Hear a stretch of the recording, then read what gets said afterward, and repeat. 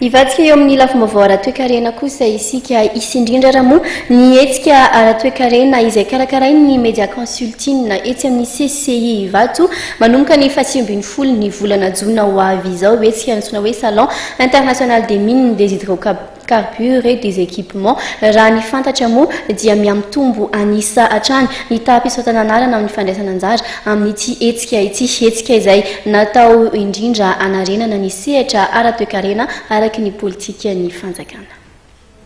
Efa mahatratra 520 isanjato ny tapisoratana anarana amin'ny fandraisana anjara amin'ilay hetsika Salon International des Mines, des Hydrocarbures et des Équipements hetsika izay karakarain'ny Media Consulting etsy amin'ny CCI Ivato ny 7 hatramin'ny 20 ny volana Jona ho avy izao.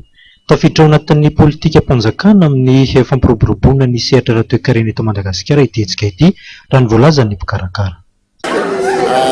Media Consulting tamin'ireny poketra mitreny dia tsy nahazo sehatra be mihitsy. Zao zay hiezaka anday ny andraikitra nisy anay, anday ny toerana nisy anay. Io salon io dia fantatra hoe misy secteur minier izay manao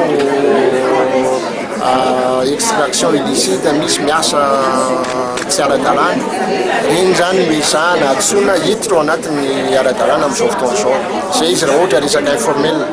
Raha miresaka légalité indray dia misy amin'ireo mbola tsy nahazo ny licence nefa efa eo am-toerana. Zay zavatra mila régulena. Teo moa zany mipetraka fanontaniana hoe momba ny fiscalité sy ny sisa.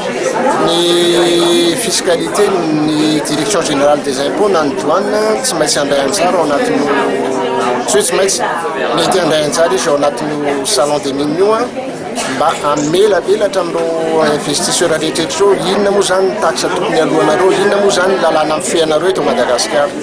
Ka fampalalana an'izay avy amina sehatra ohatran'izao ny ahafahana manao azy.